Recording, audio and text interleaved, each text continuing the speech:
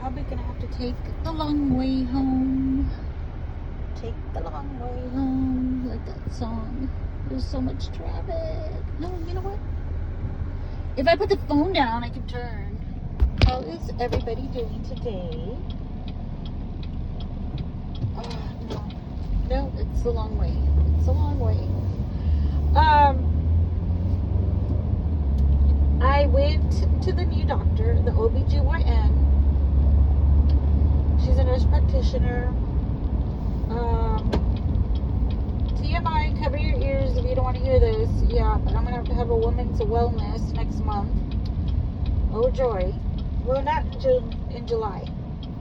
Yeah, oh, joy. We all love to have that done, don't we? We all love it. We love it. We love spreading our legs and having somebody insert this object inside of us and spread it open. Look inside. Not set no one ever. Right? Okay, people, the light is green. And I'm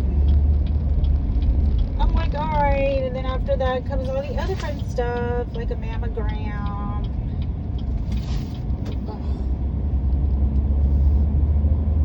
So yeah, but today was like more visual, if anything, and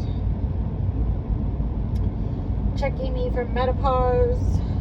Since I'm at that age, they remind me all the time that I'm at that age already for menopause. And they drew blood and they'll let me know, you know, they'll let me know if I'm in menopause or not. And then she'll figure out if she's going to give me some estrogen inserts. She's taking it very slow with me, and I really appreciate that. Why is it so hard to be a woman? Why? Why can't life ever be easier for us women, right? We have to go through all this junk when we're young, and now we have to also go through it as we're older. But when you get older, it feels worse, I think, because you're like, I don't want that. I thought I was already done with that, you know? But for all of you out there who have had hysterectomies, if you think you're exempt from having to have an annual exam, an annual pelvic exam, you are wrong. I thought I didn't have to deal with that anymore, you know?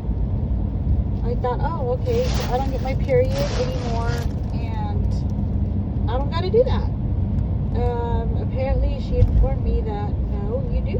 You do have to have that done, and even more so, because there's all kinds of, you know, cancers that you can get. You can get uterine cancer, you can get some other kind of cancer that she mentioned. That could happen down there and in there, you know. Now, for those of you that don't know or don't remember, when I was pregnant with my younger son, I did have a fibroid tumor in my uterus that was about the size of a golf ball, and that was while I was pregnant. And they thought that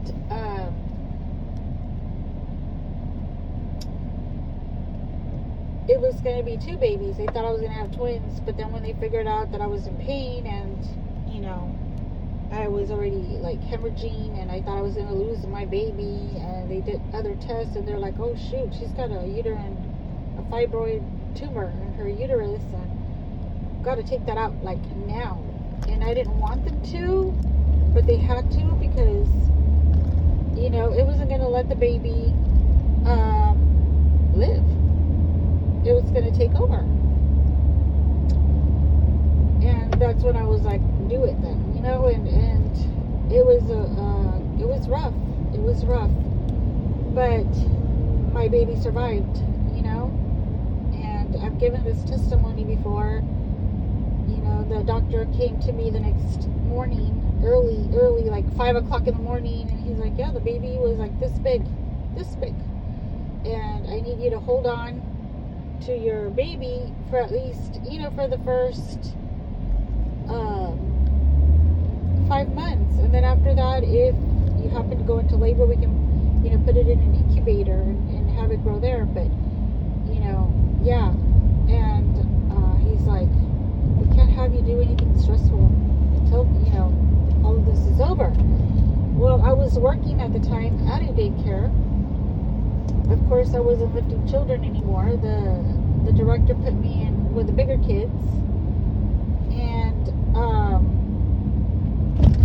I had to keep working. I couldn't, there was no such thing as bed rest for me. I had to keep working. I had to provide for my older son. I had to provide for myself and a baby on the way. So I had to keep working. And then during that time, my car got repoed because I couldn't make a payment. And one payment became 2 payments missed. And on the third one, they're like, nope, we're picking it up. And I was driving an Aveo at that time. I think it was a Chevy Aveo. And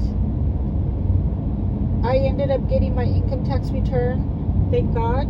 God is so good, you all. Like, I'm pretty sure y'all are wondering, like, Moon, how can you say God is good? You got your car repoed. Because he provided anyway. He provided me with my tax return, and with that money, I was able to get my car back. So, yeah, God is good all the time, and all the time God is good, regardless of what you're going through. But yeah, as I was saying though, I went through that, and this is back in 2001.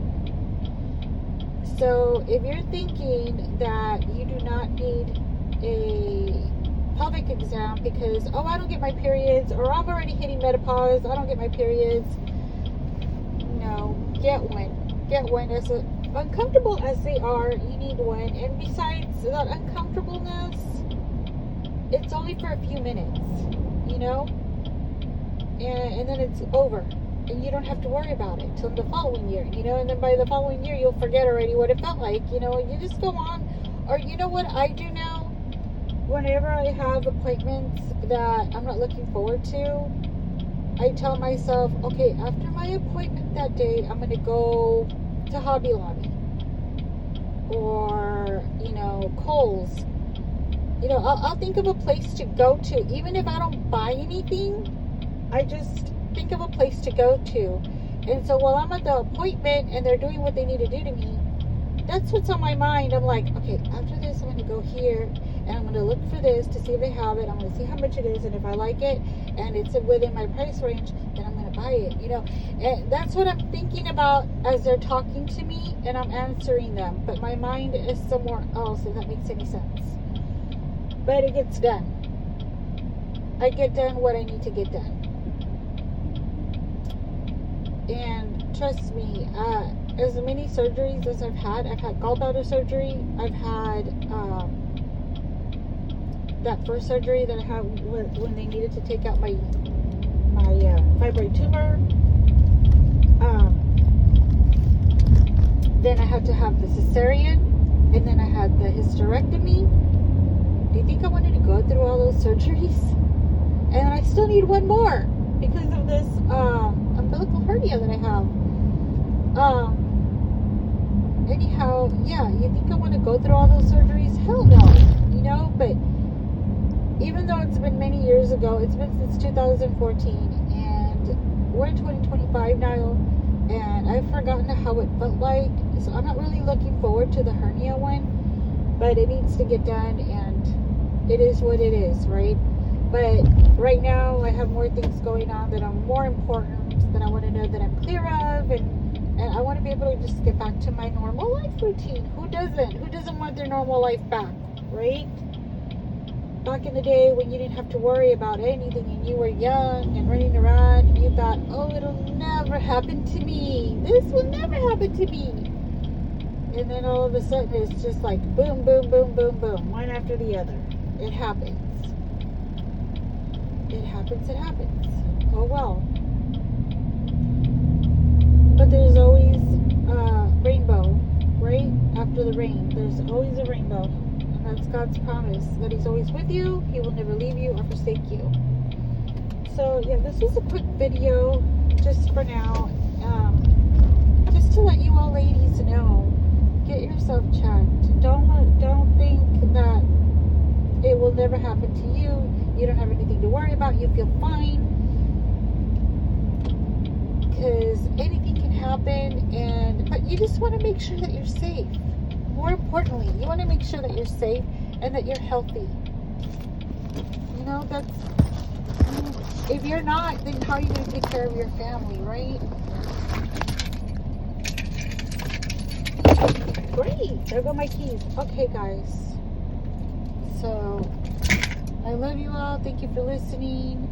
And I might have another video coming this evening. I don't know yet. Depends how it goes. I got some errands to run in a little bit. Per usual. But yeah, I love you all. Take care.